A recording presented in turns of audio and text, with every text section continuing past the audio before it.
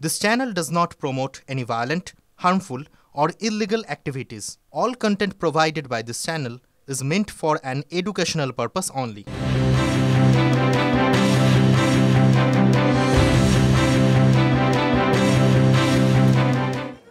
নজর রাখবো এবারে বীরভূমের সিউড়ি থেকে। এবার সিউড়িতে সেখানে তৃণমূলের সভা থেকে বিএলওদের একটা প্রচ্ছন্ন হুঁশিয়ারি কে দিলেন? প্রচ্ছন্ন হুঁশিয়ারি দিয়েছেন তৃণমূল কাউন্সিলরের স্বামী। বৈধ ভোটার বাদ পড়লে ছেড়ে কথা বলবো না, আমরা আমাদের মতো বুঝে নেব। সিউড়ির হারজন বাজারে সবাই হুমকি শাসক নেতা পবিত্র দাসের। প্রয়োজনে বিএলওদের আটকে রাখতেও নিদান দিয়েছেন তৃণমূল নেতা।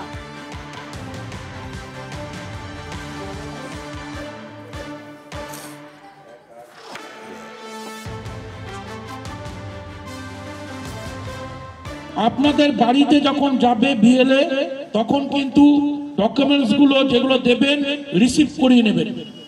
সেই ফর্মটা, যে ফর্ম দুটো দেবে, একটা ফর্ম কিন্তু রিসিভ করে রাখবেন। যে বিএলএ যাবে সরকারি প্রতিনিধি, তার নাম এবং তার ফোন নাম্বার ওটাও রেখে দেবেন। বলবেন, দাদা আমার যদি ভোটার লিস্টে নাম বাদ যায়, আমার সব ডকুমেন্টস দেওয়া সত্ত্বেও আমি ভারতীয় নাগরিক, আমি এই বাংলার নাগরিক, আমার এলাকা এখানে, সেখান থেকে তুমি যদি কোনো তোমার ভুলবশত তুমি যদি কোনো বাদ দিয়ে থাকো, তাহলে তোমার বিরুদ্ধে আমরা কিন্তু যা করার করব। এই মুহূর্তে আমাদের সঙ্গে রয়েছেন ধ্রুব সাহা, বিজেপির জেলা সভাপতি রয়েছেন আমাদের সঙ্গে। আপনাকে স্বাগত টিভি9 বাংলায়। যেটা দেখা যাচ্ছে সিউড়িতে একেবারে প্রকাশ্য সভা, প্রকাশ্য মঞ্চ থেকে বিএলওদের প্রচ্ছন্ন হুঁশিয়ারি দিচ্ছেন এই তৃণমূল নেতা। দেখুন, জানি না এসআইআর কতদূর সত্য সামনে আসবে আর কতটা স্বচ্ছ ভোটার লিস্ট হবে। এই ধরনের যদি হুমকি থাকে, এই ধরনের যদি প্রশাসক যারা সরকারি ক্ষমতায় বসে আছে, সংবিধানের শপথ নিয়ে, সংবিধানের রক্ষা করার শপথ নিয়ে, তারা যদি এই ধরনের প্রতি মুহূর্তে বিএলওদেরকে হুমকি দেয়, তারাও তো ছাপোষা মানুষ, তাদেরও তো বাড়িতে বউ বাচ্চা ইত্যাদি আছে। এই পরিস্থিতিতে আমি আপনাদের সামনে বলতে চাই, যেখানে 18 নম্বর ওয়ার্ডের কথা হচ্ছে, ওখানে রেলের জায়গায় ধরে বাংলাদেশি মুসলমান লোকেরা ওখানে এসে বসে আছে। আমি আপনাদের পরিষ্কার ভাবে বলছি, এরা 2002 সালে কোথায় ছিল, 2004 সালে কোথায় ছিল, 2005 সালে কোথায় ছিল, কাদেরকে দিয়ে, কাদের সাহায্যে এরা পরবর্তী সময় ভোটার লিস্টে নাম তোলালো, এদের মা বাবাদের পরিচয় কি, এদের বংশ পরম্পরার পরিচয় কি, কিভাবে সরকারি জায়গায় এরা দখল করলো, এই সমস্ত প্রশ্ন তো আসছেই। এবং যদি ঠিকঠাক ভোটার লিস্টে সংশোধন হয়, আমি নিশ্চিত ভাবে এই কাউন্সিলররা তো এমনিতেই ভোট না করে জিতেছে, বীরভূমের আগামী বিধানসভা নির্বাচনে এরা একটা সিটও পাবে না। সে মোরাডোই হোক, মালাটি হোক, খিলজি হোক, নানুর হোক, কোনো সিট পাবে না। ধন্যবাদ আপনাকে।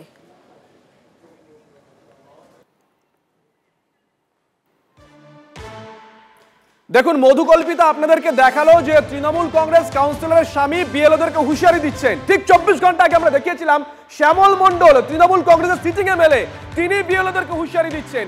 আরে বারংবার যদি শাসক নেতারা এই ধরনের হুঁশিয়ারি দেন, বিএলওরা ভয় পাবেন না?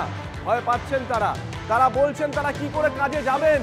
বৈধ নথি না থাকলে তো নিয়ম মেনে নাম্বার দিতেই হবে, তারপরে কি হবে ভাবলেই শিউরে উঠছেন বিএলওরা। নাম বাদ দেওয়া যাবে না, লাগাতার হুঁশিয়ারি এই অবস্থাতেও দিয়ে চলেছেন রাজনৈতিক দলের নেতারা। আমাদের তো ইচ্ছা নেই যে কারোর নামটা বাদ যাক। এবার তার যদি ডকুমেন্টস প্রোভাইড করতে না পারে, অটোমেটিক যদি কাটা পড়ে যায়, সেই ক্ষেত্রে আমরা কি করব? সেই ক্ষেত্রে আমাদের একটা চাপ আসবে। অলরেডি আমাদের উপরে একটা চাপ সৃষ্টি হচ্ছে যে কারোর নাম যেন কাটা না পড়ে। সেটা নানা রকম পলিটিক্যাল থেকে আক্রমণের শিকার হতে পারেন স্পটে গিয়ে। এটা এখনো বলা যাচ্ছে না, এখন ভবিষ্যতে কি হবে। আবারও বেলাগাম মালদা তৃণমূল সভাপতি আব্দুর রহিম বক্সী। এবার তিনি কি বললেন? বিজেপি নেতাদের মারার হুমকি দিচ্ছেন। তিনি বলছেন যে তার এলাকায় কোনো রোহিঙ্গা নেই। এবার একেবারে যে বক্তব্য তার সামনে এসেছে, নেতাদের বিজেপির নেতাদের গাছে বেঁধে উল্টো করে ঝুড়িয়ে মারার হুঁশিয়ারি দিয়েছেন উত্তর 24 পরগনার তৃণমূল নেতা আব্দুর রহিম বক্সী।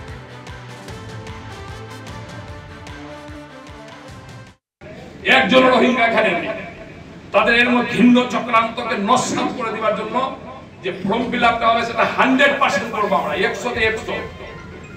এবং এই 100 করে নেওয়ার পরে তাদের মুখের উপরে জুতো ছুড়ে মারবো আমরা যে এখানে একটাও রোহিঙ্গা বা বাংলাদেশের নয়, তোমরা জেনে রাখবে।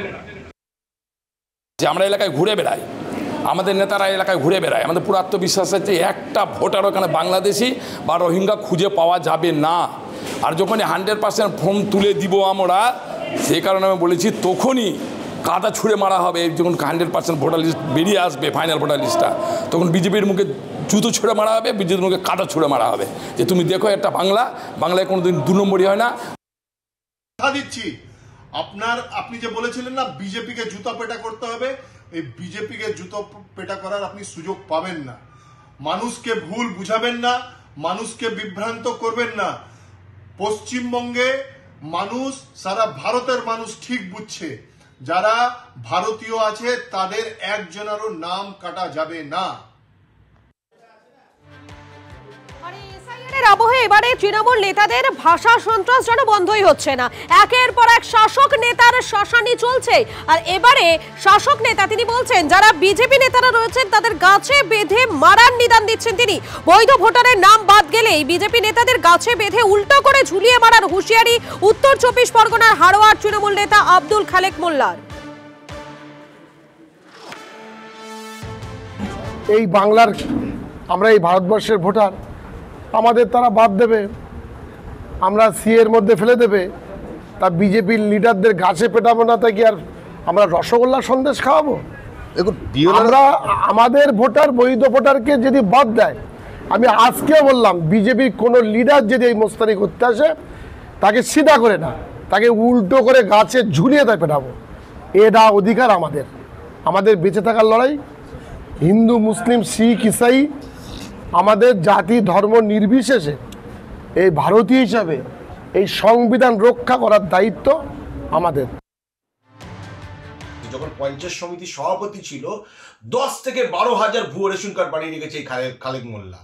ব্যবস্থা হবে, গাছে উল্টো করে কে কাকে বাঁধাবে, কিভাবে ঝোলাবে, আবার বর্ডার কিভাবে উল্টো করে ফেলা হবে, তার জন্য ভারতীয় জনতা পার্টি, সাধারণ মানুষ, হাড়োয়ার মানুষ প্রস্তুত আছে।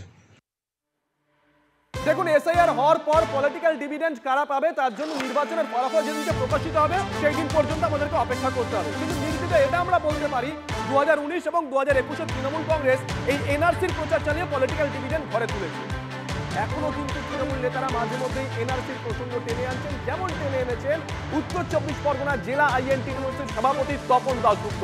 তিনি বলছেন বাড়ি বাড়ি যান, আতঙ্ক ছড়ান, মহিলাদেরকে বলুন এনআরসির মাধ্যমে বিজেপি আপনাদেরকে ডিটেনশন ক্যাম্পে পাঠাতে চাইছে। তার এই মন্তব্যের পর রীতিমতন রাজনৈতিক বিতর্ক শুরু হয়েছে। এলাকায় যারা তৃণমূল কংগ্রেস করে কিংবা আইএনটিইউসি করে প্রত্যেকের সাথে যোগাযোগ করুন, ভোটার লিস্টে নাম কেটে গেলে কিন্তু আপনাকে ক্যাম্পে পাঠিয়ে দেবে। সুতরাং ওই জিনিসটা যেন না হয়। বিজেপি আমাদের ভোটার লিস্টের নাম কেটে আমাদের এনআরসি ক্যাম্পে ঢুকেছে, ডিটেনশন ক্যাম্পে ঢোকাতে চাইছে, সুতরাং তার বিরুদ্ধে বলছে মহিলাদের ভয় পাইয়ে দেবে। এমনি দেখবে মহিলাদের অপেক্ষা দেবে, মহিলাদের ভয় পাবে। আপনারা মহিলাদের ভয় না পাওয়ালে বাড়ির পুরুষ মতো বাড়িতে থাকে না, ওই বলে যাবে ঠিক আছে দেখা যাবে কি হবে বলে বেরিয়ে চলে যাবে। আর বিয়ালদের পেছনে লাগতে হবে। নিরপেক্ষ কাজ করার অসুবিধা নেই, যদি নিরপেক্ষ কাজ না করে তাকে কিন্তু কাজ করতে দেওয়া হবে না, এটা পরিষ্কার বলে দেওয়া হবে। ওরা তো চাইছে ভয় দেখায়, যদি একটা মরে যায় আবার নাচবো, আবির খেলবো। হ্যাঁ, ওরা চায় যে বাংলার মানুষ আতঙ্কিত হোক, বাংলার মানুষ মরুক। আর যত মরবে ওরা তত আন্দোলন করবে, তত লোককে দেখাবে, তত ডিজে বাজাবে। তাই তো হচ্ছে। মানুষ এদেরকে বিশ্বাস করবে না, কিন্তু এদের চরিত্রটা সামনে এসে গেছে। আইএনটিইউসির নেতা, আপনি বলুন তো দেখি ও কোন কলে কোন কারখানায় কবে কাজ করেছে? এদের ছাত্র নেতা যারা কোনো স্কুলে যায়নি। এই তো হচ্ছে একটা রাজনৈতিক দল। এসআর নিয়ে মানুষ সবটা বোঝে না। এসআর মধ্যে ভালো মন্দ মানুষকে বোঝাতে হবে। এসআর কে কেন্দ্র করে সারা দেশ জুড়ে যে ধরনের ভোটারের অধিকার কেড়ে নেওয়ার চেষ্টা করা হয়েছিল, তার বিরুদ্ধে মোকাবেলা করে, তার বিরুদ্ধে আন্দোলন করে কংগ্রেস এবং অন্যান্য বিরোধী দলগুলো সেটাকে আটকানোর চেষ্টা করছে। মানুষের কাছে এইগুলো কিন্তু বলতে হবে। মানুষ যত সচেতন হবে এসআর নিয়ে কিন্তু এই সরকারের এবং এই নির্বাচন কমিশনের কোনো দূরভিসন্ধি কিন্তু সফল হবে না। এসআর কে সামনে রেখে ভোটের ময়দান গরম করা হচ্ছে। এসআর কে সামনে রেখে মানুষকে আতঙ্কিত করো, মানুষকে আতঙ্কিত করে তারপরে তার সহায়ক হয়ে তার রক্ষাকর্তা হয়ে তার কাছে নাটক করো এবং আমার ভোটের ব্যবস্থা নিশ্চিত করো। বসিরহাটে আবারও এসআইআর আতঙ্ক। 2002 লিস্টে নাম রয়েছে, কিন্তু কমিশনের তালিকায় নাম নেই এমন 48 জন আতঙ্কে রয়েছে। 2002 সালে ভোট দিয়েছি, আমাদের ভোটার লিস্টে এসছে, ওর মধ্যে নাম নেই, তাহলে আমরা আগে গিয়ে আমাদের সন্তানটা কিভাবে ভোট দেবে? আমরা চাইছি আমরা যদি এখন ভোটার লিস্টে যদি আমাদের নাম না থাকে, তাহলে পরবর্তীকালে আমাদের সন্তানদের আমরা ভোটার লিস্ট নাম কোথা থেকে পাবো? 2 সালে ভোট দিয়েছি, তার আগেও দিয়েছি 2-3 বার। আমার এই নতুন যে কার্ড বেরিয়েছে এই এতে আমার নাম নেই। এখন আমার যাতে নাম আবার ফেরতে নতুন এতে আসতে পারে সেই আবেদন জানাচ্ছি নির্বাচন কমিশনের কাছে। আমার এটা যেন ভালোভাবে হয়ে যায়। 2002 সালের আগের থেকেই ভোট দিচ্ছি। তখন আপনাদের নাম ছিল? হ্যাঁ, তখন নাম ছিল। এখন নতুন লিস্ট বার হয়েছে, এখন বলছে যে তোমাদের নাম কাটা পড়েছে। এখন কি চাইছেন আপনারা? আমি চাই যে আমাদের জন্য ভোট দিতে পারে। আমাদের ছেলেপিলি কোথায় কি করবে, কিভাবে ভোট দেবে? ওরা ভোটটা তো হতেই পারবে না। আমাদের যদি নাম কাটা পড়ে যায় তাহলে আমাদের ছেলে মেয়ে কীভাবে ভোট দেবে? আর এবারে এসআইআর আবহে একেবারে উদ্বেগে রয়েছেন মেদিনীপুরের বাংলাদেশি কলোনির যারা বাসিন্দারা। তারা প্রায় 20 বছর আগে বাংলাদেশ থেকে এই দেশে তারা এসেছিলেন, তবে 2002-এর যে ভোটার তালিকা সেই তালিকায় তাদের নাম নেই, সে কারণেই আতঙ্কে রয়েছেন তারা। এই যে 11 সালে আসছি, দালালের মাধ্যমে আসছি। আমরা তো ভোটার হচ্ছি, ভোট দেই, কিন্তু এখন যে হয়তো কি এসআইআর হচ্ছে না কি হচ্ছে, সেখানে যদি সরকার আমাদেরকে ভোটার করে বা রাখবে, না রাখলে না রাখবে। এটা যে নাম কে দিয়েছে হঠাৎ করলে এটা আমরা নিজেরাই জানি। আমার 24 বছর হয়েছে 2001-এর চেয়ে। আমাদের ভিতরে সেরকম আতঙ্ক সৃষ্টি হয়নি। সরকার তো বলেছে যে সবাইকে নাগরিকত্ব দিবে কি বা যারও একটা ব্যবস্থা করবে, তাহলে আর আতঙ্ক হয়েও বা কি করবো, আর কিছুই হবে না। আর আমরা তো আর এসছি যেহেতু আর এখান থেকে আর যাচ্ছি না বাংলাদেশ। আমাদের পাড়ায় বোধহয় 300-350 ঘর জ্বালা দিছে বোলা এলাকায়। তারপরে আমরা চলে এসেছি এখানে বিক্রি বাটা করে। আমি 92-তে এসেছি, তারপরে যাই দেশে যাই বিক্রি বাটা করে একবারে চলে। দেখুন, মাত্র 3 দিন আগে আপনাদেরকে একটা খবর দেখিয়েছিলাম, বীরভূমে ইলামবাজারের খবর। একজন বৃদ্ধ মেয়ের বাড়িতে গেছিলেন, সেখানে গিয়ে আত্মঘাতী হন তিনি। পরিবার এবং রাজ্য শাসক দলের তরফ থেকে অভিযোগ করা হয় যে এসআইআর আবহে আতঙ্কে ভুগছিলেন তিনি, তাই তিনি আত্মঘাতী হয়েছেন। সেই ইলামবাজারে আজকে একটা ছবি ধরা পড়েছে, গতকালকে একটা ছবি ধরা পড়েছিল, মাফ করবেন, ইলামবাজারের লেলেগড়ের ছবি। ব্যাংক থেকে টাকা তুলে নিচ্ছেন স্থানীয় বাসিন্দারা। ছবিটা একবার দেখুন। ঘন্টার পর ঘন্টা লাইনে দাঁড়িয়ে ব্যাংক থেকে টাকা তুলে নিচ্ছেন স্থানীয় বাসিন্দারা। 2002-এর ভোটার তালিকায় নাম না থাকলে তাদেরকে হয়তো অন্য জায়গায় পাঠিয়ে দেওয়া হতে পারে, এমনই আশঙ্কা করছেন তারা। আর এই আশঙ্কা করেই নিজেরা এতদিন ধরে ব্যাংকে যে টাকাটা রেখেছিলেন সেই টাকাটা তুলে নিচ্ছে। তৃণমূল ভুল বুঝিয়ে আতঙ্ক তৈরি করছে, এমনই অভিযোগ করেছে বিজেপি। পাল্টা বিজেপির বিরুদ্ধেই এসআইআর আতঙ্ক ছড়ানোর অভিযোগ করেছে তৃণমূল কংগ্রেস। নিয়েছি, এবার কি নিয়ে বাচ্চা কাচ্চা বাঁচবে সেই নিয়ে একটা খুব চিন্তায় আছি, আতঙ্কের মধ্যেই আছি। টাকা তুললেন কেন? টাকা তুলবো, এখন খাবো কি না? তো টাকা যদি শেষ করে যায় তখন আমরা কোথায় বাঁচবো, কি করে খাবো? যদি অন্য কোথাও পাঠিয়ে দেন, অন্য কোথাও পাঠিয়ে দিলে তো তখন সেই একই ব্যাপার হবে। তার জন্যই টাকা তোলা, গাড়ি ভাড়া লাগবে, ওই লাগবে, তখন আমরা কোথায় পাবো সেটা? সেখানে গিয়ে বাঁচতে চাচ্ছি। তা এখান থেকে আমাদের অন্য জায়গায় পাঠিয়ে দেবে। এবার সেখানে গিয়ে আমরা যদি থাকি, যদি হাতে কিছু টাকা পয়সা না থাকে, তো ওই টাকাটা নিয়েও আমরা কিছু করতে পারবো বা খেতে পারবো কিছু একটা। একেবারে না খেয়ে তো থাকতে পারবো না, নিয়ে ওই জন্য আমি টাকাটা তুলেছি। আর যে খুব ভয়ে আছে আর কি, ওই জন্যই তুলে নিয়েছি। প্রথমে তুলছি 5,000, তারপর 7,000, তারপর 12,000। কেন পরপর তুলে নিয়েছি? এই যে এসআইয়ের জন্য। ওই টিভিতে দেখছি যে টাকা পয়সা সবই হয়ে যাচ্ছে বলতেছে।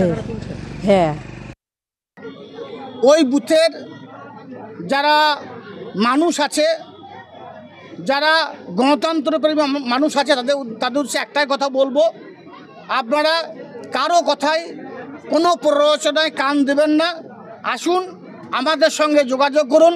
মামাটি মানুষের সৈনিকেরা আপনাদের পাশে ছিল, আছে, থাকবে। এটা বিজেপির চক্রান্ত, বিজেপির চক্রান্তে বিজেপির ফাঁদে পা দেবেন না। মামাটি মানুষের সৈনিকেরা আমাদের পাশে আছে, আসুন আমাদের সঙ্গে যোগাযোগ করুন। সব দিক দিয়ে আপনাদেরকে আমরা সহায়তা হাত বাড়িয়ে দেবো। তৃণমূল নিজেরা হারার আতঙ্কে মানুষের মধ্যে এরকম আতঙ্ক ছড়াচ্ছে এবং এটা বাধা দেওয়ার সৃষ্টি করছে। তা যদি ক্ষমতা থাকে ওরা বন্ধ করে দেখাক, যদি হিম্মত থাকে তো করুক, সংবিধান বিরোধী কাজ করুক, দেখুন কত ধানে কত চাল ভেঙে আসবে। তৃণমূলের একটা চক্রান্ত, এসব চাইছে, মানুষকে বিভ্রান্ত করছে। কিছু অশিক্ষিত গরিব মানুষ তার ফলে এই ট্র্যাপে পা দিচ্ছে। এসব করে লাভ হবে না, এসআর হবে। এসআইআর নিয়ে এবার বিস্ফোরক বক্তব্য শিক্ষামন্ত্রী ব্রাত্য বসুর। ব্রাত্য বসু বলছেন এসআইআর এমন একটা সিস্টেম যেখানে হিন্দু মুসলিম নির্বিশেষে পুশব্যাক করার তালিকা তৈরি করা হয় এই এসআইআর এর মাধ্যমে। বিজেপি সাংসদ জগন্নাথ সরকারের কাঁটাতার মন্তব্যকে হাতিয়ার করে মন্তব্য ব্রাত্য বসু।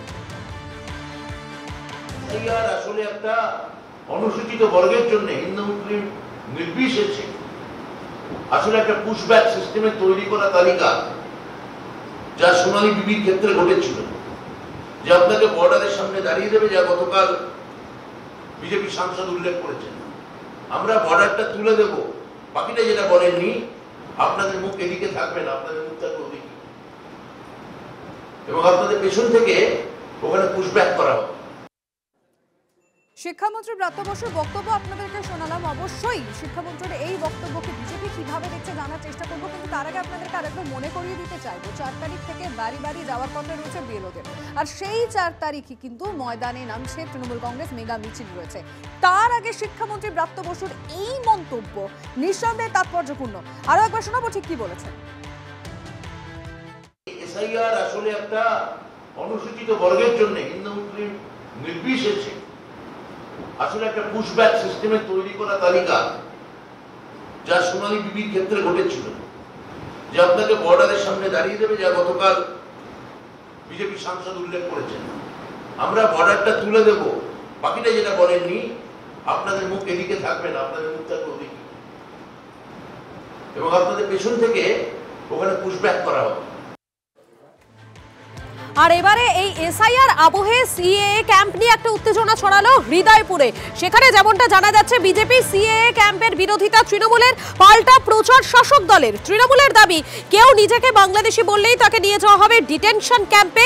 পাল্টা বিজেপির দাবি কাউকে আটকে রাখতে পারবে না তৃণমূল।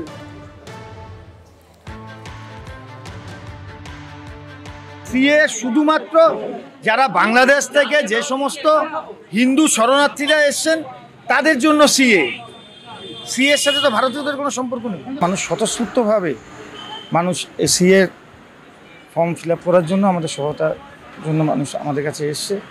মানুষকে এইভাবে ভুল বুঝিয়ে আর মানুষকে আটকে রাখতে পারবে না। এটা হয়তো তৃণমূল কংগ্রেস ভয় পাচ্ছে, ভয় থেকে হয়তো করছে, নিজেরা আতঙ্কিত হয়ে গেছে এবং মানুষকে বিভ্রান্তি করার চেষ্টা করছে। কিন্তু সাধারণ পাবলিক আর এতে কান দেবেন না।